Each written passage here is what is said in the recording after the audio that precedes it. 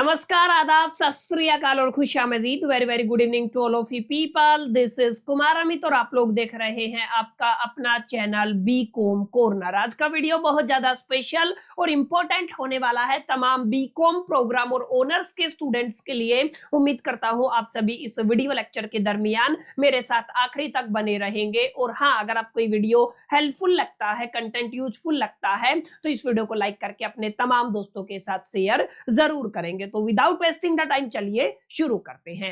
My dear friend, जैसा कि आप सभी जानते हैं, रिसेंटली हम लोग चर्चा कर रहे हैं आपके one of the most important subject corporate governance को लेकर के।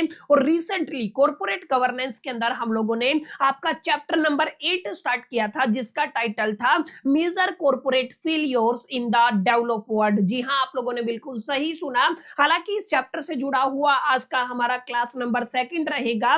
इससे पहले मैं क्लास नंबर 1 अपलोड कर चुका हूं, जहां पर हम लोगों ने काफी डिटेल में जाकर के, काफी गहराई में जाकर के, काफी डेप्थ में जाकर के चीजों को अंडरस्टैंड किया था। और मैंने बताया था, जब भी आप लोग कॉर्पोरेट फेलियर्स की बात करते हैं, इतिहास के, हिस्ट्री के कॉर्पोरेट फेलियर्स की बात करते हैं, और स्पेसिफिकली अगर आप लोग डेवलप्ड वर्ल्ड के पॉइंट ऑफ व्यू से, प्रोस्पेक्टिव से बात करते हैं, तो टोटल 6 ऐसे कॉर्पोरेट फेलियर है जिनको हमें अंडरस्टैंड करना होता है। इस कड़ी में सबसे पहले जो स्कैंडल हमने पढ़ा, that is the BCCI scandal. उम्मीद करता हूं बीसीसीआई स्कैंडल को आप सभी ने मेरी पहली क्लास के अंदर काफी डिटेल में, काफी गहराई में जाकर के कवर कर लिया होगा और आपको समझ में आ गया होगा एग्जैक्टली ये जो स्कैंडल था ये किस तरीके से परफॉर्म किया गया था, इसकी वजह से एग्जैक्टली कौन कौन से कॉर्पोरेट रिफॉर्म आए और किस तरीके से इसने मॉडर्न कॉर्पोरेट गवर्नेंस को इन्फ्लुएंस किया, इंपैक्ट किया और प्रभावित किया। आज की वीडियो के अंदर हम लोग एक और स्कैंडल को काफी डिटेल में जाकर के अंडरस्टैंड करने वाले हैं।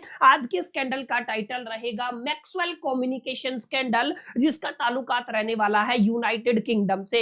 अब ध्यान रखिएगा, मैक्सवेल जो आपका शब्द है ना, ये अपने आप में उस दौर की मैं बात कर रहा हूं, 80s की बात कर रहा हूं, 90s की बात कर रहा हूं। 80s और 90s के अंदर एक मीडिया टाइकून पर्सन था जिसका नाम था रॉबर्ट मैक्सवेल। और रॉबर्ट मैक्सवेल ने उस दौर में आपको किसको एक तरीके से फाउंड किया था, मैक्सवेल कम्युनिकेशन कॉर्पोरेशन को बनाया था। और उस दौर में सबसे बड़ा ये एक तरीके से स्कैंडल माना गया। 1980-1990 के दौर का ये स्कैंडल था यूनाइटेड किंगडम के अंदर। और यहां पर मेजरली 2 चीजों को एम्फसाइज किया गया, 2 चीजों को एक तरीके से परफॉर्म किया गया। एक तो यहां पे जो पेंशन फंड होता है ना, उसका गलत इस्तेमाल किया गया। दूसरा आपको याद ये रखना है, यहां पर काफी अकाउंटिंग प्रैक्टिसेस जो इलीगल मानी जाती है उनको अंजाम दिया गया। और इस तरीके से ये पूरा का पूरा स्कैंडल सामने आया।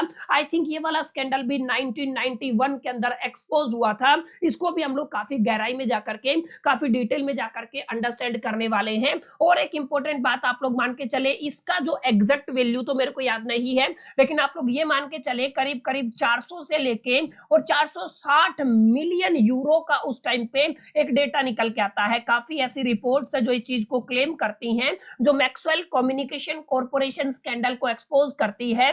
वहां पे ये बताया गया है कि उस दौर में जो एग्जैक्ट अमाउंट ये था जिसका स्कैंडल सामने आया था, जिसकी इलीगल प्रैक्टिसेस सामने आई थी। आई होप कि ये क्लियर रहा होगा, ये आपको एक अंडरस्टैंडिंग हो गई होगी कि ये जो मैक्सवेल कम्युनिकेशन स्कैंडल है ना, एग्जैक्टली इसका ताल्लुकात किस किस तरीके से यूनाइटेड किंगडम से जुड़ा हुआ था। अब हम अपनी क्लास को शुरू करते हैं और कुछ कुछ बातों पर चर्चा करते हैं। देखिए, ध्यान रखिएगा, जो मैक्सवेल स्कैंडल है असल में वो कहां पे परफॉर्म किया गया था, एमसीसी के अंदर। एमसीसी का मतलब क्या है, मैंने बताया, मैक्सवेल कम्युनिकेशन कॉर्पोरेशन। ये ध्यान रखिएगा, इसका फुल फॉर्म क्या है, Maxwell communication corporation scandal is the one of the most famous corporate governance failure in the United kingdom. जब भी आप लोग यूके की बात करेंगे, यूनाइटेड किंगडम की बात करेंगे और उनके इतिहास के, हिस्ट्री के जितने भी सबसे बड़े कॉर्पोरेट फेलियर्स हैं, उनके अंदर इस कॉर्पोरेट फेलियर का नाम शुमार है।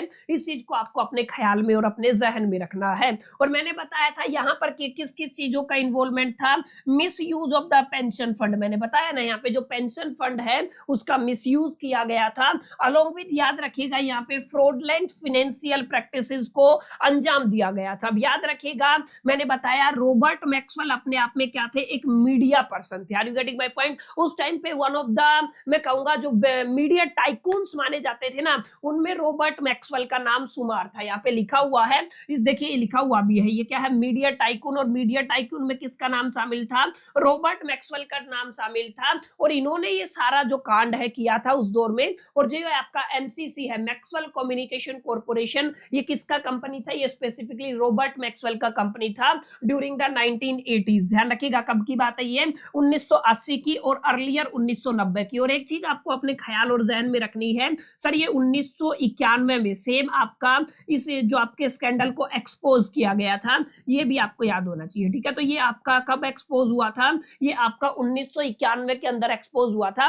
वही सारी चीजों पर हम लोग चर्चा करेंगे सर। इस पर्टिकुलर जो आपका एमसीसी है, मैक्सवेल कम्युनिकेशन कॉर्पोरेशन का बैकग्राउंड क्या रहा, उसके बाद हम लोग देखेंगे आपके क्राइसिस की भूमिका क्या रही, तमाम चीजों पर हम लोग नजर मारने वाले हैं। तो आपको इतना क्लैरिटी तो मिल गया होगा कि ये जो स्कैंडल है एग्जैक्टली इसके अंदर क्या कुछ हुआ था, हमने एक रफली आइडिया ले लिया है। अब हम चर्चा करेंगे background of the Maxwell communication, माने जो आपका एमसीसी था, यानी कि मैक्सवेल कम्युनिकेशन कॉर्पोरेशन, उसका बैकग्राउंड क्या था। अब ध्यान से समझिएगा, एक एक बात को हम लोग काफी डिटेल में जाकर के पढ़ने वाले हैं। देखिए, Maxwell communication corporation was a large British publishing and the media company. काफी इंपॉर्टेंट बात है, इस कंपनी का ताल्लुकात किससे था, ये अपने आप में एक ब्रिटिश पब्लिशिंग कंपनी थी, अलोंग विद ये एक आपकी मीडिया कंपनी थी। Control by the Robert Maxwell, मैंने बताया ना, इसको कौन कंट्रोल करता था, रॉबर्ट मैक्सवेल कंट्रोल करता था। और उस दौर में रॉबर्ट मैक्सवेल का नाम बिजनेस टाइकून की तरह लिया जाता था। तो आप लोगों को ये भी अपने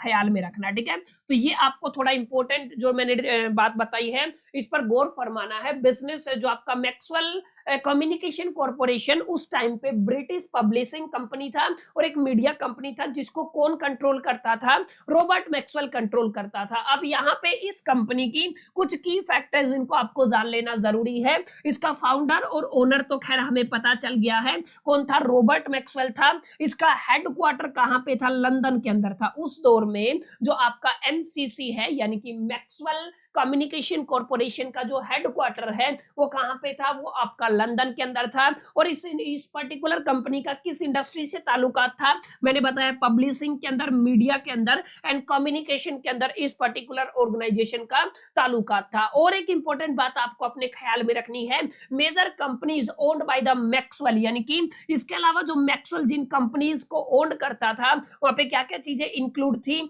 मिरर ग्रुप न्यूज़पेपर। अब इसकी अपनी एक अहम भूमिका रही है इस पूरे स्कैंडल के दरमियान। जो मिरर ग्रुप न्यूज़पेपर है इसके ऊपर भी मैं काफी डिटेल में चर्चा करूंगा। और उसके बाद आपका क्या है, मैकमिलन, ठीक है ना, इनकॉर्पोरेशन। ये दो आपकी क्या है, कंपनीज है, जिनको कौन अगेन कौन ओन करता था, आपका रॉबर्ट मैक्सवेल ओन करता था।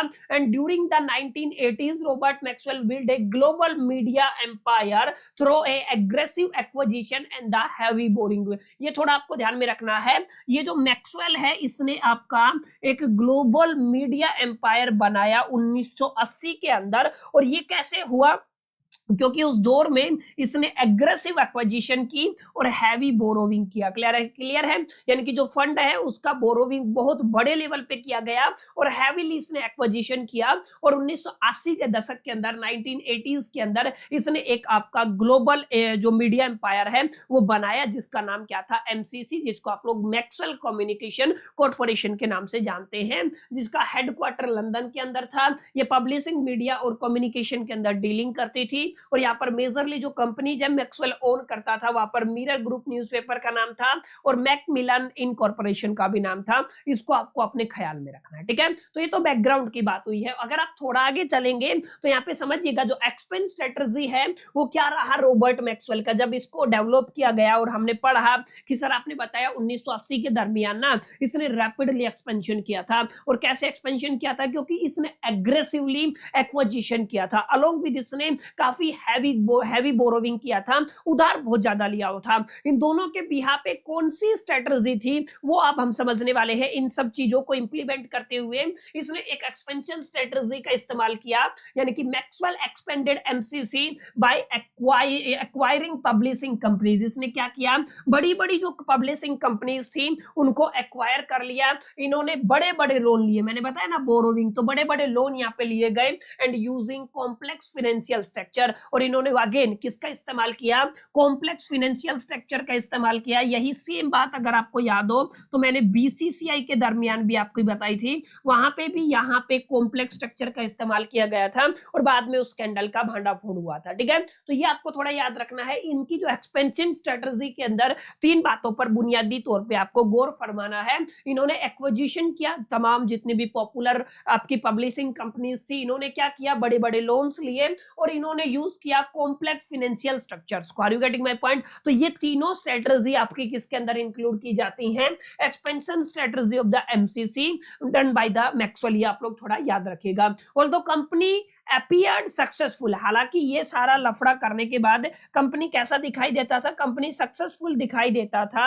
यहाँ पे देखिएगा, many of the business were financially unstable, लेकिन इसके दरमियान, क्योंकि ये तो सब लीपापोती चल रहा था, ऊपर ऊपर से था, अंदर की सिचुएशन क्या थी, काफी जो बिजनेसेस है वो फाइनेंशियली अनस्टेबल थे and heavily depend upon the borrowing. ये किसके ऊपर डिपेंड करते थे, आपके बोरोविंग फंड के ऊपर डिपेंड करते थे, माने उधार वाला मामला चल रहा था। ठीक है ना, तो ये आपको थोड़ा सा ख्याल में रखना है, अपने जहन में रखना है कि यहाँ पे पूरा मामला किस तरीके से मूव किया था। तो जो आपका एमसीसी था, मैक्सवेल कम्युनिकेशन कॉर्पोरेशन, पूरा का पूरा उधार वाले लफड़े पे चलता था, सारी चीजों को लीपापोती करके प्रेजेंट किया जाता था, बैकएंड पर जाकर के मैक्सिमम बिजनेसेस का बुरा हाल पड़ा था और वो हैवीली डिपेंड किस पे करते थे, वो उधार के ऊपर डिपेंड करते थे। ठीक है, और ऑब्वियस सी बात है, जब इतना कुछ चलता है किसी ऑर्गेनाइजेशन के अंदर तो उसका डूबना तय होता है। तो ये तो हुई माय डियर फ्रेंड्स बैकग्राउंड की, क्लियर है। अब ये तो बैकग्राउंड हो गया एमसीसी का।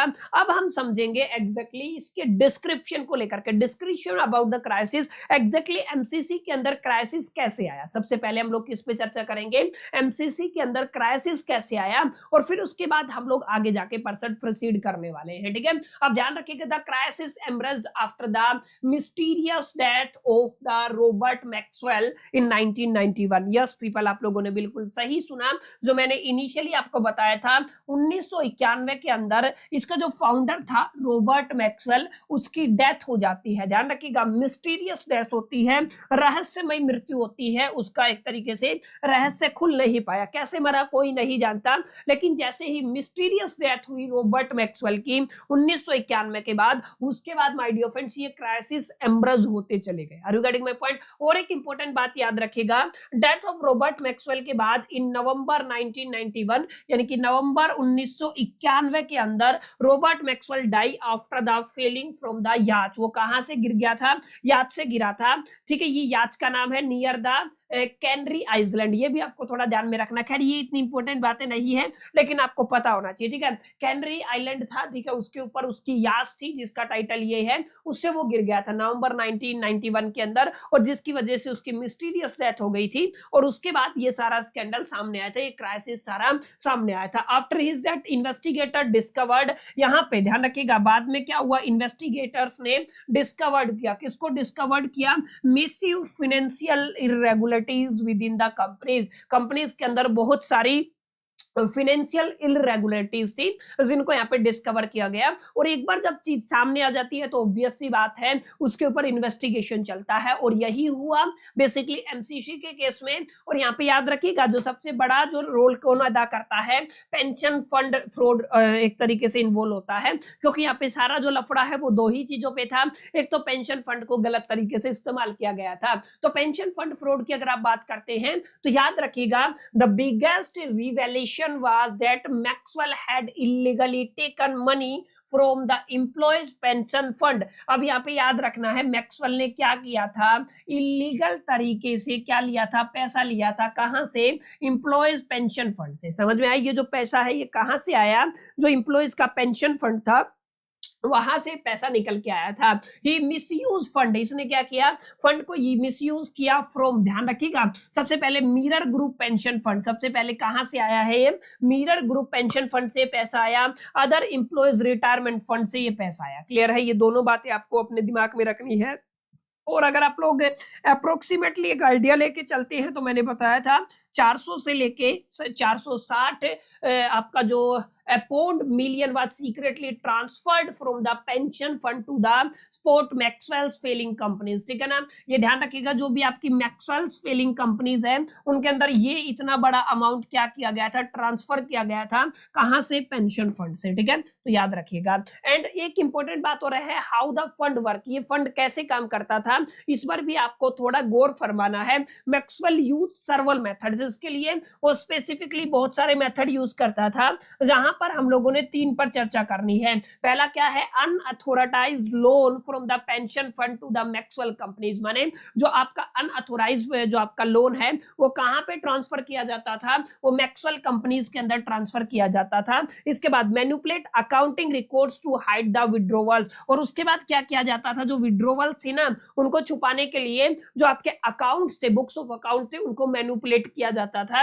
And using pension fund asset as a collateral for the companies डेब्ट, ये भी काफी इंपॉर्टेंट बात है। ये क्या करता, किसका यूज करता था, पेंशन फंड एसेट का यूज करता था, किसकी तरह, कोलैटरल की तरह, ध्यान रखिएगा, कोलैटरल की तरह फॉर द कंपनीज डेब्ट। समझ में आया, काफी इंपॉर्टेंट बातें हैं, इसने किस तरीके से इस फ्रॉड को अंजाम दिया, ये 3 पॉइंट में लिखा हुआ है। पहला क्या है, unauthorised loan from the pension fund, उसके बाद manipulated accounting records to hide the withdrawal, और तीसरा क्या है, using the pension fund asset as a collateral for the companies डेब्ट। समझ में आया, तो ये आपको थोड़ा अपने ख्याल में रखना है कि एग्जैक्टली पेंशन फंड का किस तरीके से इस्तेमाल होता था और किस तरीके से फ्रॉड वर्क करता था।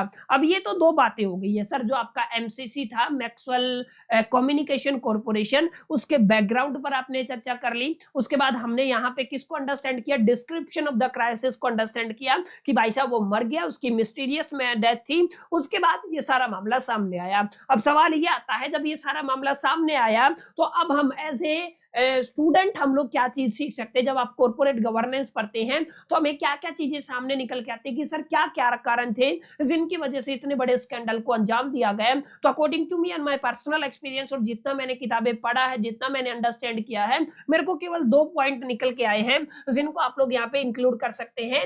एक्सेसिव पावर कंसंट्रेशन, और दूसरा क्या कहेंगे, वीक बोर्ड सुपरविजन। देखिए वीक बोर्ड सुपरविजन आपको यहाँ पे बीसीसीआई स्कैंडल के अंदर भी देखने को मिला था, और यहाँ पे अगेन ये सेम पॉइंट निकल के आया है। तो ऑब्वियस सी बात है, बड़े रिफॉर्म आना इस पर्टिकुलर स्कैंडल के अंदर जरूरी था। तो अब ध्यान क्या रखना है, ध्यान ये रखना है सर, एक्सेसिव पावर कंसंट्रेशन का मतलब क्या है। Robert Maxwell had a complete control over the company. Robert Maxwell का कंप्लीट कंट्रोल था किसके ऊपर, कंपनी के ऊपर, जिसकी वजह से प्रॉब्लम क्या क्या इंक्लूड थी, dominant CEO with the unchecked authority. ध्यान रखिएगा, अगर उसका कंट्रोल था, ऑब्वियस सी बात है, तो जो सीईओ है वो क्या है, आपका डोमिनेंट है, और उसके पास अनचेक अथॉरिटी होता है। दैट्स व्हाई यहाँ पे इस स्कैंडल को अंजाम दिया गया। और यहाँ पे वीक बोर्ड ऑफ डायरेक्टर्स था, वो वीक बोर्ड ऑफ डायरेक्टर्स था, and lack of the independent oversight. याद रखिएगा यहाँ पे क्या था, lack of the independent oversight भी था। And the boards rarely challenged Maxwell decision. ठीक है,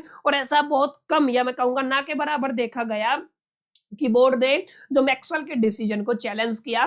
इन शॉर्ट में आप लोग कंक्लूड ये कर सकते हैं सर, यहाँ पे एक्सेसिव पावर कंसंट्रेशन था, और वो सारी पावर किसके पास थी सर, वो आपका कंट्रोल किसके पास था, मैक्सवेल के पास था, जिसकी वजह से इस स्कैंडल को अंजाम दिया गया। उसके बाद वीकर बोर्ड सुपरविजन रहा है। The board of Maxwell communication corporation fail to monitor the management. Obvious सी बात है, कहीं ना कहीं ये तो है ही कि आपका जो मैनेजमेंट को मॉनिटर नहीं कर पाया, जहां पर क्या क्या चीजें इंक्लूड है, यहाँ पे director depend on the Maxwell, क्योंकि इसको चैलेंज करने वाला कोई नहीं था।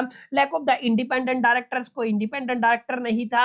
And poor monitoring of the financial activities, जो भी आपकी फाइनेंशियल एक्टिविटीज है वहां पर पुअर मॉनिटरिंग था। वरना इतने लंबे समय तक इतने बड़े स्कैंडल को अंजाम देना अपने आप में काफी डिफिकल्ट टास्क है, और ये हुआ क्योंकि यहाँ पर जो आपकी फाइनेंशियल एक्टिविटी थी उनको मॉनिटर करने वाला था ही नहीं, आप लोग ऐसा बोल सकते हैं। तो माय डियर फ्रेंड्स, ये 2 ऐसे पॉइंट हैं जो मेजर गवर्नेंस इश्यूज की टर्म्स में इस स्कैंडल के अंदर सामने आते हैं। अगर आपके एग्जामिनेशन के अंदर पूछा जाता है तो आप लोग इन पॉइंट्स को जरूर लिख के आइएगा। ठीक है, तो अभी तक हमने क्या क्या चीजें अंडरस्टैंड कर ली है माय डियर फ्रेंड्स। अभी तक सर हमने 2-3 बातों पर चर्चा की है। सबसे पहले हमने समझा जो आपका बेसिकली जो आपका ये एमसीसी है, मैक्सवेल कम्युनिकेशन कॉर्पोरेशन है, इसके बैकग्राउंड को डिकोड किया है। तो हमने सबसे पहले किसको डिकोड किया है, इसके बैकग्राउंड को डिकोड किया है। बैकग्राउंड को समझने के बाद सेकंड नंबर पे हम लोगों ने चर्चा की है डिस्क्रिप्शन ऑफ द क्राइसिस। हमने किसको पढ़ा है? आपके क्राइसिस को पढ़ा है, ठीक है। क्राइसिस को पढ़ने के बाद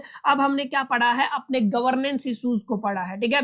किसको पढ़ लिया हम लोगों ने कि क्या क्या गवर्नेंस इश्यूज रहे हैं। अब फोर्थ नंबर पे मैंने बताया था हम क्या पढ़ने वाले हैं, आपके कोलैप्स को पढ़ेंगे, ठीक है, या कोलैप्स को पढ़ेंगे, एंड हम किसके पढ़ेंगे? आफ्टरमैथ को पढ़ने वाले हैं। ये आपको थोड़ा सा ध्यान में रखना, ठीक है। तो इन दो पॉइंट्स को अभी हम कवर करेंगे ताकि हमारा ये जो पर्टिकुलर जो आपका इशू है या कॉर्पोरेट फेलियर है ये कंप्लीट हो सके, ठीक है। और इन 6 के अंदर से एक 100% आपके एग्जामिनेशन के अंदर आएगा। कौन सा आएगा इसकी कोई श्योरिटी नहीं है, लेकिन इन 6 के अंदर से आएगा। तो आप लोग मेक श्योर करके एक एक वीडियो को अच्छे से इत्मीनान से समझिएगा, अंडरस्टैंड कीजिएगा और लर्न कीजिएगा। बहरहाल अब बात करते हैं आफ्टरमैथ ऑफ द स्कैंडल, माने इसका रिजल्ट क्या रहा, ठीक है। ये पूरा स्कैंडल हो गया, एक्सपोज हो गया, अब इसके बाद रिफॉर्म भी तो आना चाहिए। अब उससे पहले आपको समझना है स्कैंडल हैड मेजर कॉन्सिक्वेंसेस। अब यहाँ पे स्कैंडल में क्या थे? मेजर कॉन्सिक्वेंसेस थे फॉर एम्प्लॉयज, किसके लिए? एम्प्लॉयज के लिए, उसके बाद रेगुलेटर्स के लिए, and the corporate governance in the United kingdom, ठीक है, and financial losses of the pensioner. ये थोड़ा ध्यान रखिएगा, यहाँ पे सबसे पहला लॉस किसका हुआ? जो आपके पेंशनर थे, जिनके पेंशन फंड को यहाँ पे यूज किया गया, उनका बड़ा लॉस हुआ। और बताया जाता है एक रिपोर्ट के मुताबिक करीब करीब 32,000 पेंशन होल्डर इस पूरे मामले से अफेक्ट हुए थे, ठीक है। तो सबसे पहला तो यही है कि आपके पेंशन होल्डर्स का नुकसान हुआ। उसके बाद कोलैप्स हुआ है आपके मैक्सवेल बिजनेस एम्पायर को। ऑब्वियस सी बात है, जब कोई इतने बड़े लेवल पे इतने बड़े स्कैंडल को अंजाम देता है, इतने बड़े स्कैम को अंजाम देता है, तो उसका बिजनेस कहाँ वैसे भी नहीं चलने वाला था ये तो, ठीक है ना। ये टेम्परेरी चीजें हैं, उसने लूप होल को पकड़ा और उसको अंजाम दे दिया। जब तक चले बाद में जाके ये सारा कोलैप्स होना ही है। तो ऑब्वियस सी बात है, ये क्या हो गया था? पूरा का पूरा कोलैप्स हो गया था। मैनी कंपनीज वर सोल्ड, बहुत सारी कंपनीज को क्या किया गया? बाद में सोल्ड किया गया या आपका रीस्ट्रक्चर्ड किया गया। क्रेडिटर्स को बहुत ज्यादा लार्ज फाइनेंशियल लॉसेज हुए इस स्कैंडल के सामने आने के बाद। Are you getting my point? और इसके अलावा आप लोग ये भी कह सकते हैं क्रिमिनल इन्वेस्टिगेशंस, ये भी काफी इंपॉर्टेंट बात है, ध्यान रखिएगा। अथॉरिटीज इन्वेस्टिगेट मैक्सवेल सन। इसके बाद क्या हुआ? मैक्सवेल के बच्चों की इन्वेस्टिगेशन हुई थी। 2 बच्चे थे इसके, केविन मैक्सवेल और इयान मैक्सवेल, ठीक है, थोड़ा आपको याद रखना है।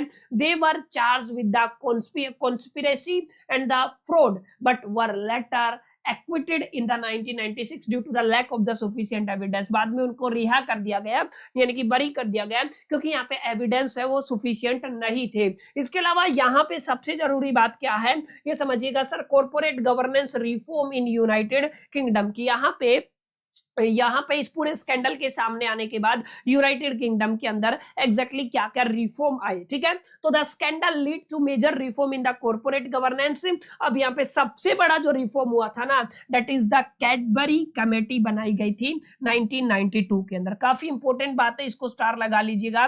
कैडबरी कमेटी 1992 किस स्कैंडल के बाद एग्जिस्टेंस में आया? सर ये जो स्कैंडल था ये आपका एमसीसी स्कैंडल था, यानी कि मैक्सवेल कम्युनिकेशन कॉर्पोरेशन, ठीक है। The committee produced the Cadbury report which introduce major governance principle, यानी कि हर एक कमेटी ने क्या किया? प्रोड्यूस किया कैडबरी रिपोर्ट को with introduce major governance principle such as separation of CEO and the chairman role. यहाँ पे सीईओ और चेयरमैन रोल को अलग कर दिया गया ताकि पूरी कंपनी के ऊपर एक आदमी का कंट्रोल ना हो सके, एंड स्ट्रॉन्गर बोर्ड इंडिपेंडेंस, ये काफी इंपॉर्टेंट बात थी। एंड यहाँ पे इंप्रूव किया गया फाइनेंशियल रिपोर्टिंग को। और याद रखिएगा establishment of the audit committee, बाद में जाकर के ऑडिट कमेटी का एस्टेब्लिशमेंट किया गया। तो ये आपकी कैडबरी कमेटी 1992 के अंदर एस्टेब्लिश की गई थी after the big scandal of the history of the United Kingdom, that is the MCC, यानी कि मैक्सवेल कम्युनिकेशन कॉर्पोरेशन, ठीक है, जहां पे पेंशन फंड और काफी इलीगल प्रैक्टिसेस की गई, जिनके बिहाफ पे माय डियर फ्रेंड्स इन तमाम चीजों को अंजाम दिया गया। तो माय डियर फ्रेंड्स ये आपका सेकंड तरीके का स्कैंडल था बीसीसीआई के बाद, जिसको हमें पढ़ना था। उम्मीद करता हूं ये वाला स्कैंडल समझ में आया होगा, आपको एक अंडरस्टैंडिंग हुई होगी कि यार एग्जैक्टली किस तरीके से क्या क्या चीजें यहाँ पे चली जिनकी वजह से इस स्कैंडल को अंजाम दिया गया। तो इस कड़ी में आई होप कि आपको इतना क्लैरिटी हो गया होगा। 2 स्कैंडल हम लोग पढ़ चुके हैं। पहला स्कैंडल हम लोगों ने क्या पढ़ा सर? पहला स्कैंडल हम लोगों ने BCCI, bank of credit and commerce international scandal को पढ़ा। और आज की क्लास के अंदर हमने किसको कवर कर दिया है? मैक्सवेल कम्युनिकेशन यूनाइटेड किंगडम को कवर किया है। अब अगली क्लास के अंदर हम लोग किसको पढ़ने वाले हैं? एनरॉन जो आपका स्कैंडल हुआ था, इसको भी हम लोग गहराई में जाकर के अंडरस्टैंड करेंगे। तो माय डियर फ्रेंड, चलिए आगे बढ़ते हैं और एक और कॉर्पोरेट फेलियर को अंडरस्टैंड करने की कोशिश करते हैं। ये वाला कॉर्पोरेट फेलियर आपके सिलेबस के अंदर एनरॉन स्कैंडल के नाम से जाना जाता है। अब ये जो एनरॉन स्कैंडल है, ये स्पेसिफिकली ताल्लुकात रखता है यूनाइटेड स्टेट ऑफ अमेरिका, माने इसका जो ताल्लुकात है वो यूनाइटेड स्टेट ऑफ अमेरिका से रहा है। और दो तीन चीजें हैं जिनको आपको अपने ख्याल और जहन में रखना है इस स्कैंडल के अंदर। इस स्कैंडल को भी बिजनेस वर्ल्ड की हिस्ट्री का one of the largest scandal माना जाता है। यहां पर असल में हुआ क्या था? ये जो एनरॉन है अपने आप में दो अलग अलग कंपनीज थी जिनको अमरज करके एक कंपनी के टर्म में कन्वर्ट किया गया। तो स्पेसिफिकली एनरॉन जो कंपनी है, इसका ताल्लुकात स्पेसिफिकली यहाँ पे एनर्जी ट्रेडिंग यूटिलिटी कंपनी से रहा है, जो मैं आगे आप सभी के साथ चर्चा करने वाला हूं। जो समझने वाली बात क्या है? समझने वाली बात ये है, Enron scandal is one of the largest corporate governance failure in the modern business history. The collapse of the Enron in 2001। याद रखिएगा, इसको कब एक्सपोज किया गया था? 2001 के अंदर एक्सपोज किया गया था कि यहां पर जो है आपकी मैसिव अकाउंटिंग फ्रॉड्स हो रहे हैं, manipulation of the financial statement हो रहा है। और याद रखिएगा, यहां पर बहुत सीरियसली गवर्नेंस फेलियर चल रहा है। ये तमाम मामला कब सामने आया है? 2001 के अंदर आया है। और एग्जिस्टेंस की अगर आप लोग बात करते हैं, if I am not wrong, 1985 के अंदर का इसका अपना एक एग्जिस्टेंस है, जो मैं आगे इस कंपनी के बैकग्राउंड को लेकर के चर्चा करने वाला हूं। The scandal leads to the bankruptcy of the company and major reform in the corporate governance and the accounting regulation. वही होता है, बाद में जाके कॉर्पोरेट गवर्नेंस के अंदर कुछ ना कुछ रिफॉर्म्स आते हैं, कुछ ना कुछ नए नीति नियम सिद्धांत या फिलोसफीज आती हैं, वो भी स्कैंडल के बाद हुई। लेकिन आपको ध्यान ये रखना है, ये जो स्कैंडल है ये 2001 के अंदर एक्सपोज हुआ था और स्पेसिफिकली इसका ताल्लुकात यूनाइटेड स्टेट ऑफ अमेरिका से रहा है। अब थोड़ा गहराई में जाकर के, ये तो कुछ भी नहीं था, हम लोग डिटेल में जाकर के चर्चा करते हैं और समझते हैं ये जो आपका कंपनी था दैट इज द एनरॉन, इसका बैकग्राउंड क्या रहा है। सर बैकग्राउंड की बात करते हैं तो इसका पूरा नाम था एनरॉन कॉर्पोरेशन। ये अमेरिका की एक कंपनी थी, याद रखिएगा, इट्स ए अमेरिकन कंपनी। ये क्या था आपका? अमेरिकन कंपनी था। यहाँ पे specifically energy trading and utility company के नाम से इसको जाना जाता था, जिसको फाउंड किया गया था 1985 के अंदर। ये भी मैंने बता दिया। जो आपका एनरॉन कॉर्पोरेशन है, इसको फाउंड कब किया गया था? 1985 के अंदर फाउंड किया गया था। और इनिशियली मैंने आपको बताया दो कंपनीज को मर्ज करके, यानी कि through the merge of the two energy companies, माने दो अलग अलग एनर्जी कंपनीज थी, उनको आपस में मर्ज करके इस एक कॉर्पोरेशन का निर्माण किया गया था 1985 के अंदर, ठीक है। और इसका ताल्लुकात यूनाइटेड स्टेट ऑफ अमेरिका, माने आपका अमेरिका से रहा था। एक और इंपॉर्टेंट बात याद रखनी है, इस पर्टिकुलर ऑर्गेनाइजेशन का हेडक्वार्टर कहां कहां पर था? इसका हेडक्वार्टर ह्यूस्टन, टेक्सास और यूनाइटेड स्टेट के अंदर था। ये आपको थोड़ा सा याद रखना है। हेडक्वार्टर कहां कहां पे था? ह्यूस्टन के अंदर, टेक्सास के अंदर एंड यूनाइटेड स्टेट के अंदर इसका हेडक्वार्टर था। अलोंग विद इसके सीईओ का नाम था जेफरी स्किलिंग। याद रखिएगा, जेफरी स्किलिंग जो आपके एनरॉन कॉर्पोरेशन है उनके सीईओ थे। और अगर आप लोग चेयरमैन की बात करते हैं तो आपके केंट ले चेयरमैन थे। और सीएफओ, इस पे स्टार लगा लीजिए, इसका अपना एक रोल है इस स्कैंडल के दरमियान। सीएफओ अपने आप में एंड्रू फेस्टो थे, ठीक है। तो ये तीन बातें आपको याद रखनी है।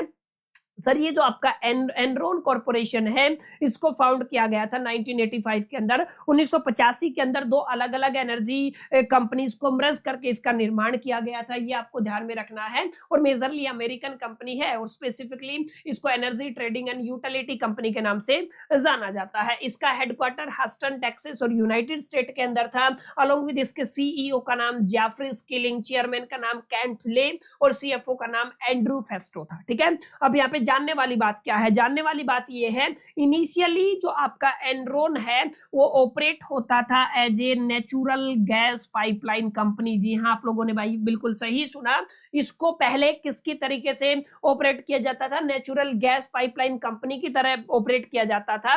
बट ड्यूरिंग द 1990s 1990 के दरमियान it's transformed into the global energy trading company. 1990 के दौरान इसको ग्लोबल एनर्जी ट्रेडिंग कंपनी में ट्रांसफॉर्म किया गया था। ठीक है, तो आगे अगर आप लोग थोड़ा ध्यान देंगे, रैपिड ग्रोथ हुई, उसके कुछ कारण है, उसकी कुछ स्ट्रेटजी है जिसको आप लोगों को यहाँ पे डिस्कस करना है। ध्यान दीजिएगा, enrol expanded into the many businesses. यहाँ पे बहुत सारे बिजनेसेस के अंदर, शुरू में इसका गैस पाइपलाइन का बिजनेस था, लेकिन बाद में इमरज हुआ 1985 के अंदर और इसने एक्सपांड किया। कहाँ पे एक्सपांड किया, इलेक्ट्रिसिटी ट्रेडिंग के अंदर एक्सपांड किया, एनर्जी डेरिवेटिव्स के अंदर एक्सपांड किया, इसके बाद ब्रॉडबैंड सर्विसेज के अंदर इसने एक्सपांड किया और आपका इंटरनेशनल एनर्जी प्रोडक्ट्स के अंदर इसने खुद को एक्सपेंड किया था। ठीक है, ये आपको सारी बातें याद रखनी है। और इसका जो पीक पॉइंट था वो कब था, 2000 का टाइम पीरियड था और पीक पॉइंट के बाद 2001 के अंदर ये पूरा का पूरा स्कैंडल सामने आया और बाद में जाके जो आपका एनरॉन कॉर्पोरेशन है उसको बैंकरप्ट घोषित कर दिया गया था।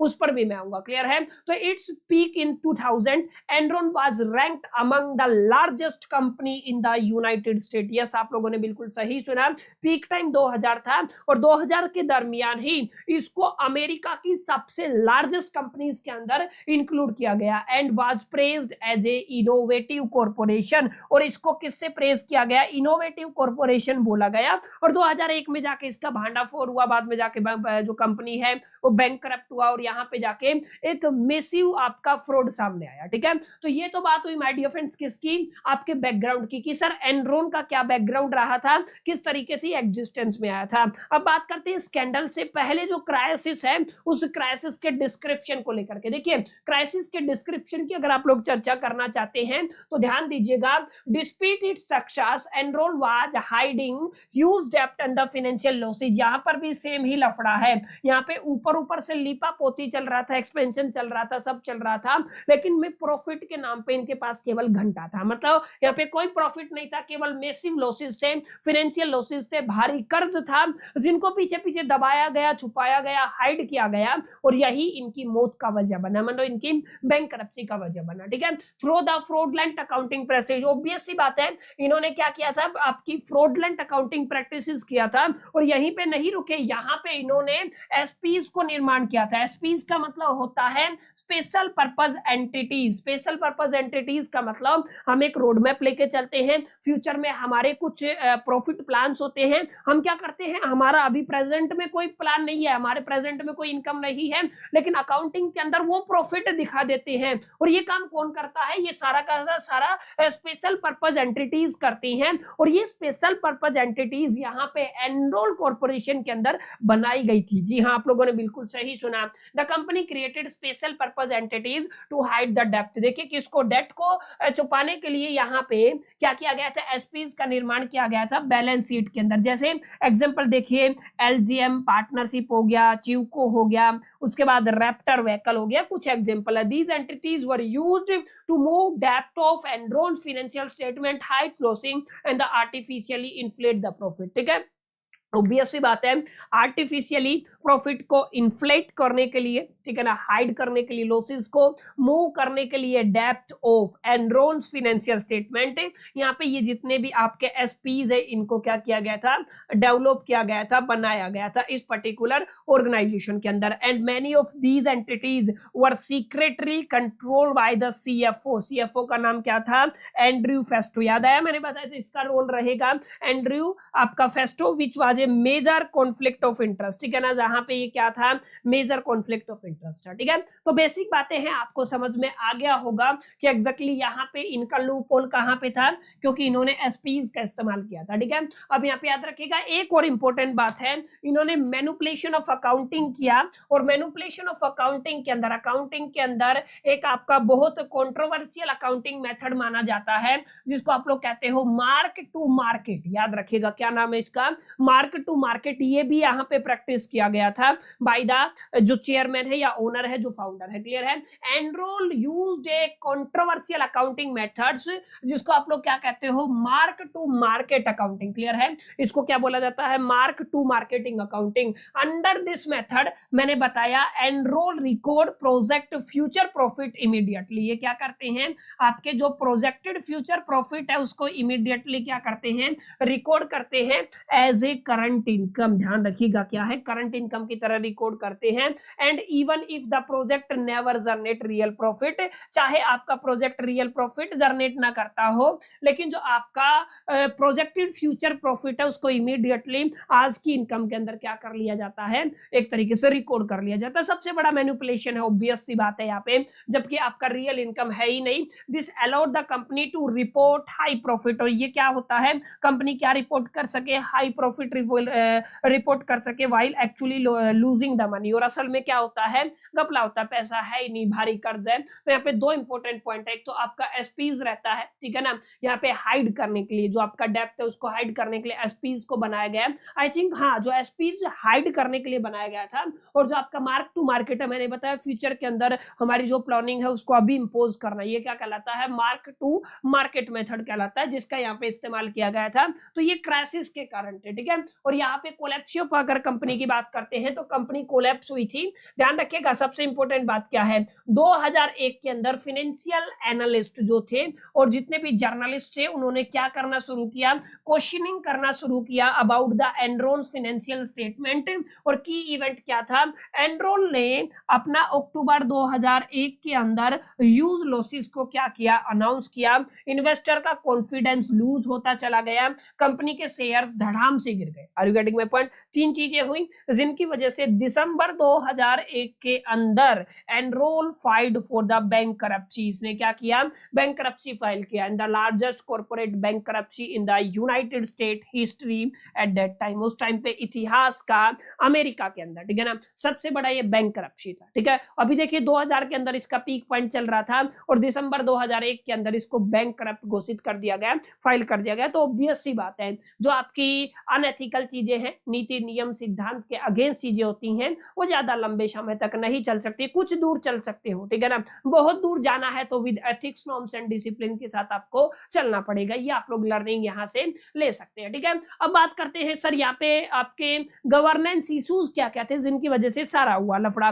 तो बेसिक है, सबसे पहला तो यही है, कॉन्फ्लिक्ट ऑफ इंटरेस्ट है। मैंने बताया था कॉन्फ्लिक्ट ऑफ इंटरेस्ट सीएफओ के अंदर एंड्रू फेस्टो, जिसने क्या बनाया, आपके स्पेशल पर्पज एंटिटीज को जो आपका मैनेज किया, जो कहीं ना कहीं उसका एरिया ऑफ इंटरेस्ट नहीं था। पहला एक ये कारण था। दूसरा पॉइंट हर एक के अंदर सेम रहने वाला है, आपने देखा होगा मेजर जितने भी कॉर्पोरेट फेलियर थे, वीक बोर्ड ओवरसाइट था। इसके अलावा एक तीसरा मैन्युपुलेटेड फाइनेंशियल रिपोर्टिंग, हमने बताया ना यहाँ पे एसपीज का निर्माण किया गया था।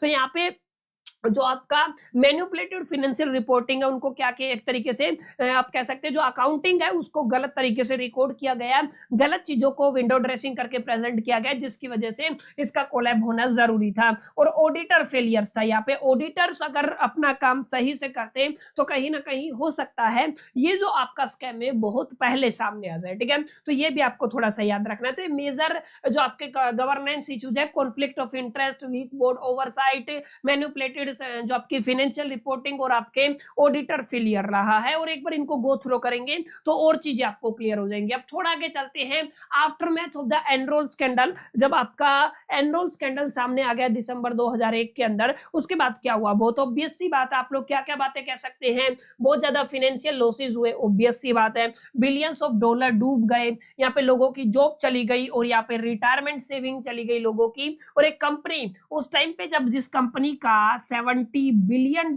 वैल्यूएशन था, वो $70 बिलियन से कहां पे आ गया, यस नथिंग के ऊपर, जीरो के ऊपर आ गया। और यहाँ पे एक आपका क्रिमिनल प्रोसिक्यूशन को आप लोग पढ़ सकते हैं। इसके अलावा ये याद रखिएगा आप लोग, collapse of the Arthur Andersen, ठीक है, ये आपको थोड़ा पढ़ना है। इसके अलावा आपको मेजर कॉर्पोरेट गवर्नेंस रिफॉर्म, ये काफी इंपॉर्टेंट बात है, इस पर हम लोग चर्चा करेंगे। उसके बाद इसको भी हम लोग कंक्लूड कर देते हैं, ठीक है। अब यहाँ पे ध्यान दीजिएगा रिफॉर्म्स क्या क्या हुए हैं। रिफॉर्म्स के अंदर the scandal lead to the creation of the आपका सार्बेन्स-ओक्सले एक्ट 2002। याद रखिएगा ये क्या है आपका, Sarbanes Oxley act 2002 in the United State. United State के अंदर किस स्कैम के बाद आया, एनरोल जो आपका एनरॉन कॉर्पोरेशन स्कैंडल के बाद ये आपका एक तरीके से निर्माण किया गया था। This law introduce major reform such as strict corporate governance rule. इसके बाद क्या है, स्ट्रिक्ट कॉर्पोरेट गवर्नेंस रूल निकल के आए। स्ट्रॉन्गर फाइनेंशियल डिस्क्लोजर रिक्वायरमेंट, काफी इंपॉर्टेंट बात है, स्ट्रॉन्गर फाइनेंशियल डिस्क्लोजर रिक्वायरमेंट की यहाँ पे मैंडेटरी कर दिया गया, और सीईओ और CFO certification of the financial statement जरूरी कर दिया गया। एंड यहाँ पे क्या किया गया, इंप्रूव ऑडिटर इंडिपेंडेंस, जो ऑडिटर्स की इंडिपेंडेंट है उसको एक तरीके से इंप्रूव किया गया। ठीक है, तो माय डियर फ्रेंड्स ये आपका क्या है, this is the major corporate governance reform हुआ इस स्कैंडल के बाद अमेरिका के अंदर, जिसको आपको अपने पेपर के हिसाब से, अपने एग्जामिनेशन के पॉइंट ऑफ व्यू से बहुत गहराई में जाकर के पढ़ के आना है। ठीक है, आई होप कि ये स्कैंडल आपको समझ में आया होगा, जो स्कैंडल है एनरॉन कॉर्पोरेशन का स्कैंडल। उम्मीद करता हूं सेशन आपको पसंद आया होगा, चीजें क्लियर रही होगी। सेशन पसंद आया, चीजें क्लियर रही तो इस वीडियो को लाइक जरूर कर दीजिएगा, दोस्तों के साथ शेयर करना मत भूलिएगा। पहली दफे चैनल पे आए हैं तो सब्सक्राइब करके बेल आइकन को जरूर प्रेस कर दीजिएगा। इस वीडियो के अंदर इतना ही, मिलते हैं नेक्स्ट वीडियो के अंदर। जब तक के लिए मैं तो सोल्टी बाय, लकी प्लर।